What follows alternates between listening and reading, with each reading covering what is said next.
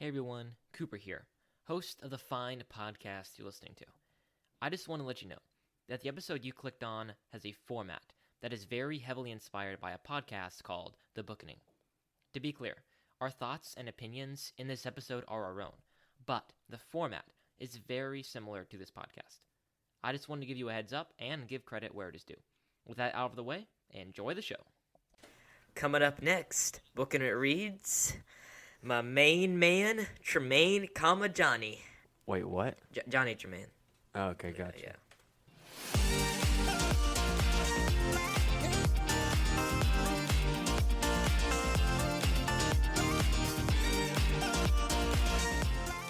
Hey everybody, and welcome to Booking It, where four Christian homeschoolers discuss books.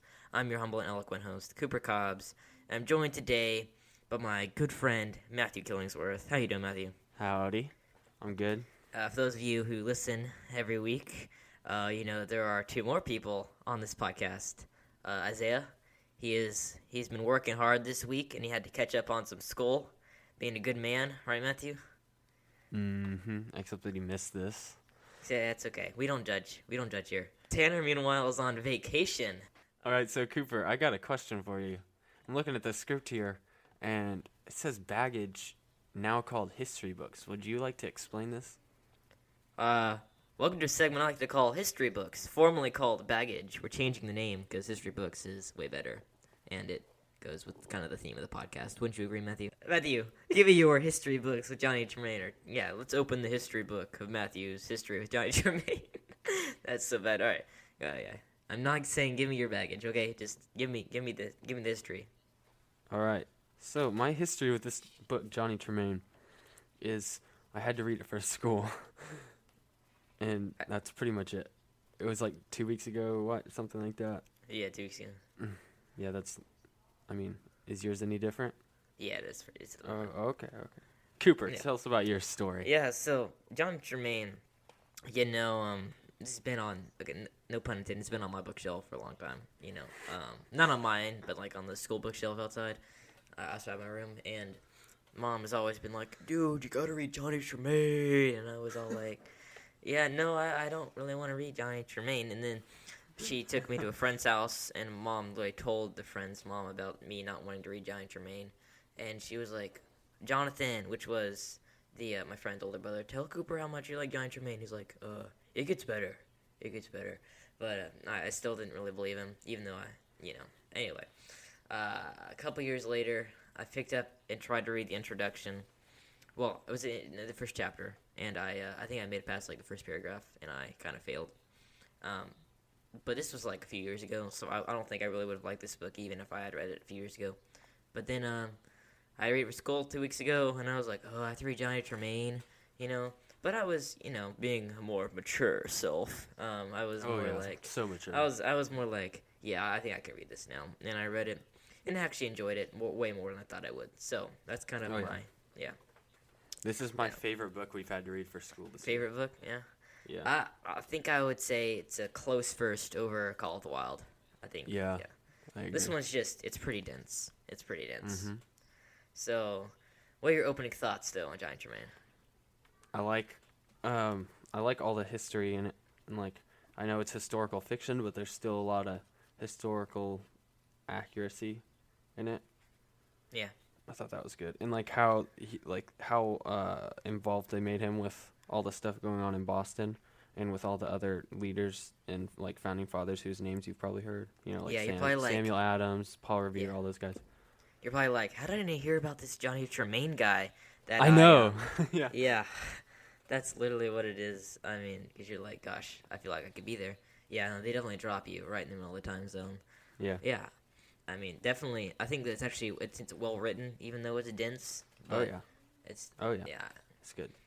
I think she perfectly captures Boston at the time of the Revolution. I think Mm-hmm. that's great. Speaking of she, Matthew, you have some background on Esther Forbes, the author of Johnny Tremain. Esther Forbes' parents' names were William and Harriet Merrifield. Her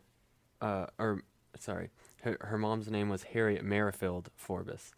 And she was born on June 28th, 1891, in Westboro, Massachusetts. I know, yeah, way back then. And So she wrote Johnny Tremain on December 8th, 1941. Or no, that's when she started writing it. But that's right after Pearl Harbor. Yeah. Oh, yeah, sorry. History geek. Go ahead, Matthew. So she started on December 8th, 1941, and she wrote it for the next two years until she published it in 1943. She went to school at Bradford College, and she died on August 12th in 1967. Nice. Yeah. So, I haven't looked it up. I meant to look it up, but I think that at some schools this is like essential reading for 5th graders. I think so. And I think that would Johnny, make sense, I think. I think Johnny Tremain is kind of like a bronze bow. I think that you would appreciate it if you read it later in life than like 5th grade. Because I don't think if I had read Johnny Tremain in 5th grade and even Bronze Bow in 5th grade, I did not think that I would have liked either of them in 5th grade. What about you? What do you think about that? Yeah, I didn't read Bronze Bow until 7th grade. Yeah. So Same. I liked it okay then, actually. I liked Really? it. Yeah. Yeah. I liked Bronze Bow in 7th grade, but I don't think I would have a couple years before. Yeah, Mom read this out loud, like, when I was, 3rd grade maybe, and I don't think I liked it as much as I did when I read it last year. No, 2 years ago. Sorry. Yeah. Yeah. But I definitely think that I really enjoyed the Bronze Bow. I definitely would not have in 5th grade. I think the same as Johnny Tremain. But why do you think that you would not have liked Johnny Tremain in 5th grade? Because of how long it is, and how I've never really liked history that much, even historical fiction, until like I don't know, the last few years. Now I think it's pretty interesting, and that's part of the reason why I like the book so much. A big reason, actually. And but back then, I remember liking the Rush Revere books. Oh, Have yeah. you read those? Yeah. Yeah. I loved those books, and that was pretty much the only history or historical fiction that I liked at that point. Yeah. I mean, I think, have you heard the rule, like, don't let your kid read the book if the protagonist or the main character is, like, within 2 years of them? It's not within 2 years, you know what I mean? Have you heard that rule before? No, I haven't heard that. Yeah. So a lot of at least homeschool moms won't like. So Johnny Tremain is 14, 15, 16 in the book, right? Yeah. So, 5th grade, they're probably 9, 10. I think that just a lot of the issues that he faces, like, even Scylla and just a lot of the other stuff that he goes through, I think would hit more strongly with the older person and with a younger person. What do you think? That makes sense. I don't know if they shouldn't allow them to read it, but I think Yeah, they'll no, I definitely just like think it better. Definitely, yeah. I think it'll make them like it better at that age. Mm-hmm. Yeah. So, John Tremain, silversmith, right? Yeah. Throughout the whole book, Johnny, he always thinks I'm made for a silversmith. A couple of times that only a silversmith can do, or stuff like that. Do you think that do you think that people are made for like certain professions? Or they're just. I mean, all of their talent.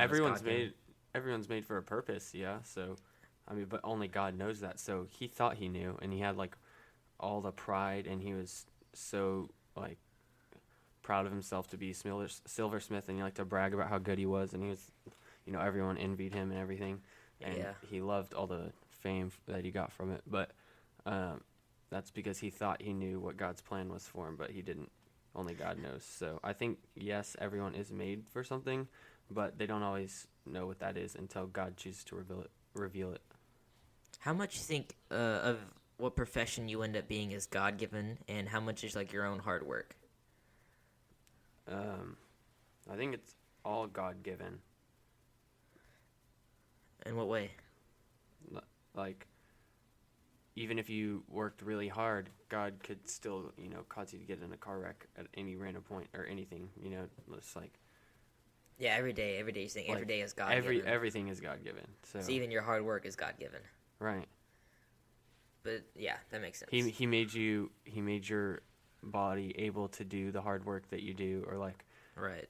Like even in Johnny Tremain's example, like his body was perfect, and he had built up his body to be a silversmith until he got the injury on his hand and burnt his hand in such a way that he couldn't hold a hammer anymore.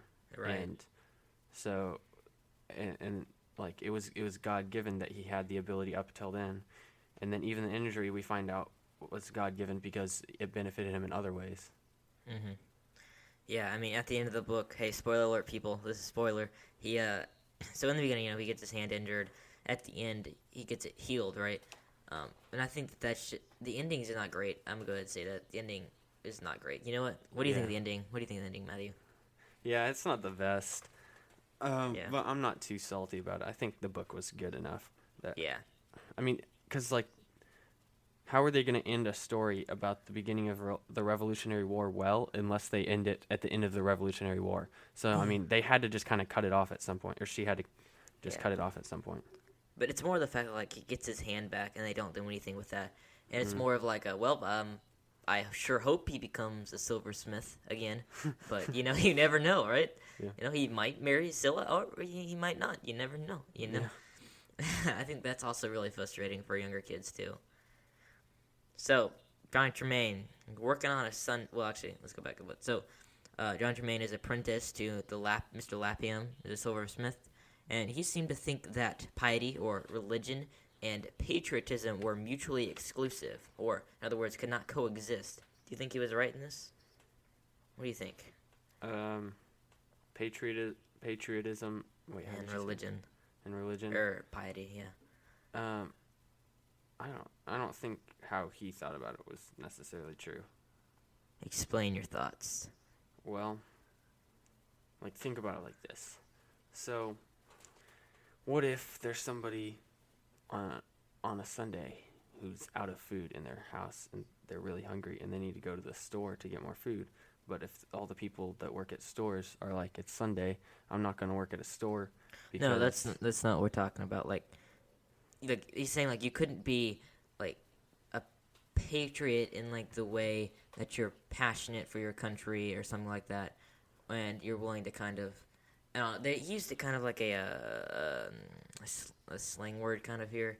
I guess that's the word you should use, but like in religion, like mutually exclusive. Like you couldn't be both of those at the same time. I don't think that's true. Yeah. Because part of the reason why they even went to the New World in the first place was because they wanted freedom of religion, and that was one of the first laws they established, like in the Constitution, and in the it was the first amendment to the Constitution too, was freedom of religion and freedom of speech. So But, like, I mean, he's saying that you can't be a patriot and you can't be religious at the same time. Is that true? I don't think so, Yeah, okay. because you can be religious in anything you do. All right. Do you disagree? No, I'm just asking because you kind of went on a little bunny trail each time. That's okay. So you kind of went on one of those like working on Sundays because he was working on a Sunday when he burns his hand. Do you think that working on Sundays should be allowed, or do you think it should be restricted by the government? I think it should be allowed Why? because it's necessary, and like football players, like their work is to play football. So if they weren't allowed to work, then we wouldn't see Sunday night football. Yeah. How was the Sabbath? So back then, the Sabbath, you could not like work on Sabbath. It was very strict. How is the Sabbath like revered and protected today? I mean, it's not very much at all in comparison to back then, but like I guess a lot of people still go to church. Yeah. I mean, do some businesses do they have like to Chick-fil-A. offer Sunday Chick-fil-A off? closes Yeah, that's what I Sunday. was thinking. I was like, that's punishment enough right there. Yeah. That's reverence enough right there. Chick-fil-A closes. Yeah. Yep. But you think that Christianity itself should be a matter of government or not? If Christianity should be a matter of government, Yeah, like No. should it be okay? Why like not? I don't think they should force people to be Christians. If that's what you're asking. Or the other way around. Yeah, that another way around. But I'm not saying. I mean, I obviously think every member of the government should be a Christian because. You think it should be a requirement? No, I don't think it should be a requirement. I'm just just saying hope. they should because that's what God wants for them. So. Yeah. So, throughout the book, especially in the beginning, John Tremain is just so arrogant. He's bragging. He's skillful. He's a silversmith, but what's the difference between like having a pride in your work and arrogance in your work. Okay, so having a pride in your work is kind of like a little bit more, or just like a more extreme example of just loving your work and like being thankful that your body can do what your work requires, and like but having arrogance is like kind of what Johnny got to the point of doing after those couple years working there. After he was really skillful and he knew it, he wanted to make sure everyone else knew it too, and that's arrogant, and he shouldn't have done that. Because there's nothing wrong. There's nothing wrong with being proud of yourself for doing something or accomplishing something or getting really good at something. But when you're bragging about it and making a big deal about it and trying to show it off, then that's kind of arrogant. Yeah, I think like some of the best authors, or I guess you'd go and say like craftsmen in like really broad category, right? All the best craftsmen, authors, painters, silversmiths, carpenters, they're all the best when they're so humble, like I just think that some of the authors, when they wrote their book, they didn't know it was going to be some masterpiece, right? I don't think Tolkien knew that The Hobbit was going to sell, millions of copies. Lord of the Rings was going to sell millions of copies. He's like, I have a story to tell, or the silversmith, I want to make this, and they make it, and they're proud because, hey, I did it, I made it, and then, it could, when like in the case of like a book or something like that, if it becomes popular and you brag about it, then you're being arrogant. You're like, I am on the top of the world and I know it, but when you're just being a humble craftsman, and you take pride in your work, but you don't let it go to your head, and you don't brag about it to other people. I think that's exactly right. Anything else to say about that? Nope. So, let's move on. We meet the character Rab. I like that name. What do you think about the name Rab? It's a good name. I thought it was a little weird when he named the baby rabbit, like after that. I don't know. Yeah. It wasn't as good as just Rab. What do you think Rab stood for? Was that just his name, or do you think it was like... Robert? I don't know. Yeah, I was thinking like Robert. But like, no, I think that's just Rab, honestly. Yeah. But besides his name being drawn well, what about the character? Do you think he's drawn well? Do you think he's believable, realistic? I don't know. He might be a little too perfect of a person to be realistic. You know what I mean? But I feel like when you very first meet him, he is like a perfect person. But how on earth is he that kind of guy? But like then, throughout the book, like by the time he leaves, like you've seen more sides of him, and like you've seen him get annoyed and stressed out and angry. And like at first, it seems like he never gets angry. He's just like the most chill person. But then you start to see more of him throughout the book. I think we can all think of that person, that you think, oh gosh, they're perfect. But you really have to say like they have to do, everybody sins, right? Everybody gets angry. It's just hard to see sometimes, but yeah. I think everybody could. I think it's when people have really good self-control. Yeah. Like that's what I thought of when we first met Rab in the book. It was just like that guy has a lot of self-control because he knows more than so many other people, because he's just around like the central of the whole like Boston observatory. Is that what it's called? Observer. Boston Observer. Yeah, the newspaper. Yeah. But like it's also kind of like the rebel base type thing in Boston. So he gets to hear a lot of stuff and he knows a lot of stuff, but he just remains calm and just When Johnny first meets Rab, he says that when Johnny meets Rab, he's looking for a job since he can't be a silversmith anymore. Right. And he says when he first meets Rab that for the first time since his injury, he was able to kind of stand aside from his problems and essentially like see himself in a new perspective. Why do you think Rab made him do that? Or why did he affect that? Because I remember him asking like some carefully placed questions, if you know what I mean. Yeah. Like he just made him think about his own life kind of, and made him think about what was more important and what was less important.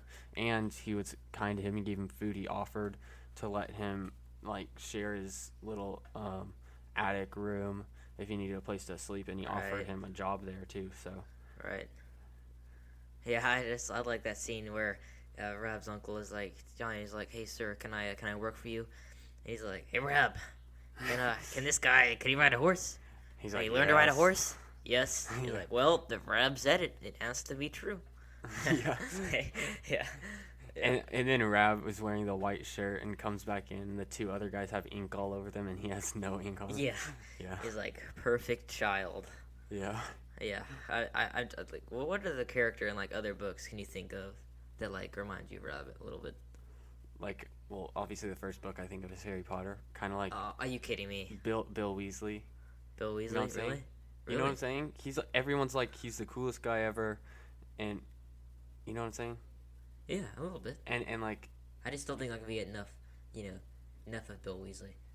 okay. I'm just go ahead, continue with your illustration. Oh, there's no more. Oh, Do you have okay. another example? No, not really. I mean, I was kind of putting on the spot there. Yeah, I don't know. I just think I can picture like this character really well though. I think that it's drawn in that way. So, Johnny Tremain, he can't find a job. This is before I think the scene that me and Matthew just kind of laughed about.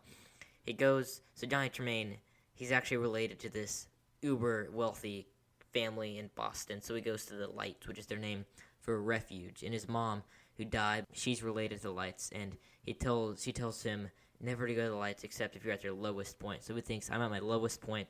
So he goes and he presents his token that says I'm a Light, and Mr. Light has him arrested for stealing. So first of all, this wasn't really thought out well by his mother, was it? Like, oh, he has a cup, so naturally they're gonna accept him. Like, that's something how it should have ended. Make fun of. yeah. So basically, I think this needs a little more explaining. So basically, his mom brings him to this place to get indentured, and learn how to be a silversmith. She gives him this cup that, like, is a Light family heirloom cup thingy, and so she tells him if he's ever at his lowest point or ever like is desperately needing of money or food or anything, then to go to the Lights, show them the cup, and they'll give him some food give him some wealth because he's a Light. But Mr. Light. So the guy, Mr. Light, had 5 of these cups, but he had 5, or there were 5 in existence. He had 4. Okay, so there was 6 in existence. He had 5, and then like the October before, one of them had been stolen. So when he comes in and shows him the cup, he gets arrested because Mr. Light thinks he stole the cup just to come back and try to get wealth. So Johnny, was he at his lowest point? Should he have gone to the Lights? I mean, yeah. So since we had met him at the beginning of the book, I think that was his lowest point, when he literally slept in a graveyard the night before. Yeah, that's true. Wait, when somebody sleeps in a graveyard, you're like, yep, they're at their lowest point. Mm-hmm. It is no, they're definitely at the lowest point. Alright. Donor shoutouts. But go ahead. We will talk more about the Lights and that whole interesting part of the book next week. So stay tuned. So, donor shoutouts. So we've got quite a few now. So let's see. So we got Cooper's grandpa, Van Pappy, oldest donor. Super grateful. Thank you, Van Pappy. We've got Isaiah's grandparents. So thank you again for that. Too bad you couldn't hear Isaiah on this episode. You can bug him about that. No. And then we got Isaiah's uncle, Sebi. Thanks, Sebi. Okay, Lizzie, still one of our oldest donors again. And my grandma, Nana. Thank you so much.